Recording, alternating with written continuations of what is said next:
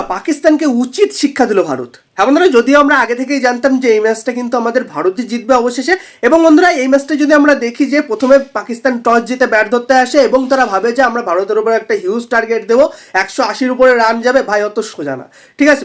ভারতের কাছে রয়েছে বিশ্বসেরা 3জন স্পিনার, কুলদীপ যাদব এবং বরুণ চক্রবর্তীর সঙ্গে অক্ষর প্যাটেল এবং হার্দিক পান্ডিয়া এবং জাসপ্রীত বুমরার যে ফাস্ট বোলিং যে কম্বিনেশন রয়েছে, এই বোলিং ইউনিটের সামনে আপনারা ভাবছেন যে ব্যাট ধরে 150 রানের উপরেও কি দূরের কথা, আপনারা ওরকম রানেই 127 রানে অল উইকেট হবেন। ওখানে তো ভারত অনেক এক্সট্রা রান দিয়ে দিয়েছে লাস্টের দিকে, যখন 64 রানে 6 উইকেট পড়ে যায়। তারপর থেকে আমার মনে হয় কোথাও না কোথাও ভারত অনেকগুলো রান এক্সট্রা দিয়ে দিয়েছে, নয়তো আপনারা 100 মধ্যে অল উইকেট হয়ে যেতেন বন্ধুরা।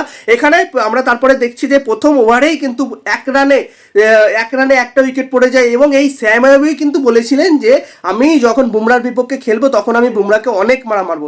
ভাই বুমরা তো পরের কথা, আপনি আগে হার্দিক পান্ডিয়াকে খেলে দেখান। হ্যাঁ বন্ধুরা, পুনরায় তিনি গোল্ডেন ডাক করে বাড়ি ফিরলেন, অর্থাৎ ড্রেসিং রুমে তুমি ফিরলেন বন্ধুরা। আর সেই সঙ্গে কিন্তু 6 রান যখন হয় তখনই কিন্তু দ্বিতীয় উইকেটটা পড়ে যায় আমাদের জাসপ্রীত বুমরা কিন্তু মোহাম্মদ হারিসের বন্ধুরা ক্যাচটা আউটটা করে দেন। এবং বন্ধুরা কোইন্সিডেন্সটা দেখুন, যে বল করলেন প্রথমে হার্দিক পান্ডিয়ার উইকেটের ক্যাচটা নিলেন হচ্ছে আমাদের জাসপ্রীত বুমরা, এবং জাসপ্রীত বুমরা বল করলেন, জাসপ্রীত বুমরার উইকেটের ক্যাচটা নিলেন কিন্তু আমাদের হার্দিক পান্ডিয়া। এটা কিন্তু বিশাল একটা কোইন্সিডেন্স হলো বন্ধুরা।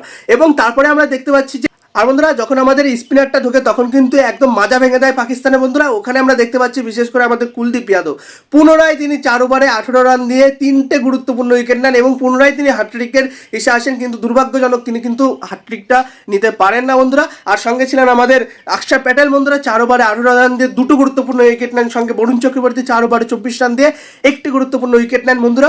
এখানে দেখুন পুনরায় কিন্তু এই ম্যাচে ম্যান অফ দ্য ম্যাচ হলেন আমাদের কুলদীপ যাদব। পরপর 2টো ম্যাচে ম্যান অফ দ্য ম্যাচ কিন্তু আমাদের কুলদীপ যাদব। সেই সঙ্গে বোঝা যাচ্ছে যে কুলদীপ যাদব কিন্তু বর্তমানে সেই বল করছে বন্ধুরা, দারুণ বল করছে কুলদীপ যাদব। এবং বন্ধুরা তারপর কিন্তু আমাদের সঙ্গে রয়েছেন হচ্ছে হার্দিক পান্ডিয়া, তো 1টি উইকেট নেন। কিন্তু বন্ধুরা লাস্টের দিকে আমার মনে হয় কোথাও না কোথাও ভারত অনেক এক্সট্রা রান দিয়ে দিয়েছে, কারণ সায়েন্সে আফ্রিদির কাছ থেকে আপনারা 4টে ছক্কা খেয়েছেন, ওটা খাওয়া উচিত ছিল না। আমরা কোথাও না কোথাও 64 রানের পরে যখন 6টি উইকেট পড়ে যায় তারপরে না আমরা কোথাও না কোথাও বলিংয়ে একটু আমরা ফাঁকি দিয়ে ফেলেছি। নয়তো কিন্তু যদি আমরা ওখানে আরেকটু ভালো করে যদি বল করতাম, ওখানে কিন্তু বন্ধুরা দেখুন ওখানে কিন্তু 100 রানের মধ্যে অল উইকেট হয়ে যেত, ঠিক আছে। এখানে কিন্তু ভারত কিন্তু এইটা একটু আমাদের দেখতে হবে যে এখানে কিন্তু আমরা অনেকটা এক্সট্রা রান দিয়ে দিয়েছি, যদিও এই 127 কোনো রান ছিল না, সেটা আমরা পরে দেখতে পেরেছি বন্ধুরা। আর পাকিস্তান হয়তো ভেবেছিল যে আমরা প্রথমে ব্যাট ধরতে এসে ভারতের উপর একটা বড় টার্গেট দেবো। ভাই অত সোজা না। এরপর ব্যাট ধরতে আসে আমাদের অভিষেক শর্মা, তিনি কিন্তু শাহিন শাহ আফ্রিদিকে প্রথম বলে স্টেপ আউট করে কিন্তু পুনরায় একটা অসাধারণ 4 মারেন বন্ধুরা, এবং দ্বিতীয় বলে একদম একটা অফসাইডে কিন্তু একটা দুর্দান্ত 6 মারেন বন্ধুরা। এখানে প্রথম 2 বলে কিন্তু 10 রান করে ফেলেন আমাদের অভিষেক শর্মা, এবং তারপরেও যেভাবে খেলেন অসাধারণ। শাহিন শাহ আফ্রিদিকে তারপরে যেভাবে একটা ফ্লিকটা মেরেছিলেন অসাধারণ ছিল বন্ধুরা ওখানে, এবং তিনি 13 বলে 31 রান করেন। আমাদের শুভমান গিল এখানে কিন্তু ভালো ফর্মে দেখা যাচ্ছিল, 7 বলে 10 রান করেন, তিনি দুর্ভাগ্যজনক একটা স্টাম্পসে তিনি আউট হয়ে যান। এবং তারপরে আমাদের কিন্তু পুরো ইনিংসটা এখানে আমাদের এগিয়ে নিয়েছেন আমাদের তিলক বর্মা এবং ক্যাপ্টেন সূর্যকুমার যাদব। অনেকে বলছিলেন যে সূর্যকুমার যাদব পাকিস্তানের বিপক্ষে খেলতে পারে না, তাদের মুখে কিন্তু আজকে চুপ করিয়ে দিলেন একদম বন্ধুরা। তিনি 37 বলে একদম ম্যাচটা শেষ করে কিন্তু তিনি তারপরে গেলেন বন্ধুরা।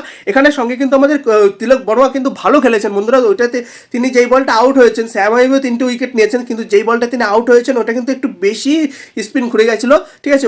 তিনি সহ কিন্তু ওখানে সূর্যকুমার যাদব বলুন পুরো সবাই কিন্তু অবাক হয়েছিল যে বলটা এত ঘোরার কথা ছিল না, কিন্তু সেটা ঘুরে যায়।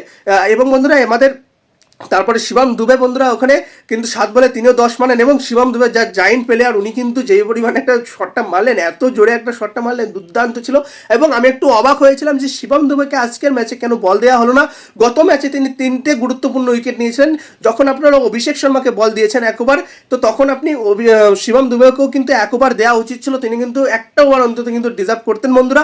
আর শিবম দুবে কিন্তু যেভাবে বলটা করছিলেন আমার মনে হয় খুব ভালো ফর্মে আছে, কিন্তু আমাদের ক্যাপ্টেন ভেবেছিলেন যে অভিষেক শর্মাকে দিয়ে 1টি ওভার আমি বের করে নিই, তারপরে পরে দেখছি, কিন্তু পরে আর রিস্ক চাইনি, পরে আমাদের বলারদের দিয়েই কিন্তু বল করিয়েছেন সূর্যকুমার যাদব। এটাই কিন্তু আমাদের মনে হয় কারণটা।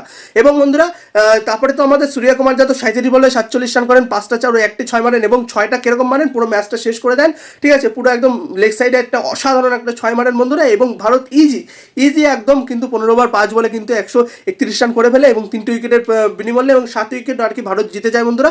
আর একদম ইজি পাকিস্তানের বিপক্ষে। এখানে পাকিস্তান শুরু থেকে শেষ অবধি কোথাও ম্যাচের মধ্যে ছিল না। ওই প্রথমে যখন ব্যাট ধরতে আসে, তারপরে লাস্টের দিকে একটু যখন সায়েন্স আফ্রিদি খেলছিলেন তখন ওটাও ডমিনেন্ট বলে না, ঠিক আছে, ডমিনেন্ট পুরো ভারত করেছে শুরু থেকে শেষ অবধি। মানে অসাধারণ ছিল বন্ধুরা ম্যাচ থেকে, বোলিং বলুন ব্যাটিং বলুন ভারতের অসাধারণ ছিল সব কিছু বন্ধুরা। আর এইভাবেই কিন্তু ভারত পরপর দুটো ম্যাচ কিন্তু একদম ইজি কিন্তু পকেটের মধ্যে ঢুকিয়ে দেয় বন্ধুরা। আর বন্ধুরা আপনাদের কেমন লাগলো ম্যাচটা অবশ্যই কমেন্টে জানাতে ভুলবেন না। ভিডিওটা ভালো লাগলে অবশ্যই লাইক শেয়ার এবং সাবস্ক্রাইব করতে ভুলবেন না। ধন্যবাদ।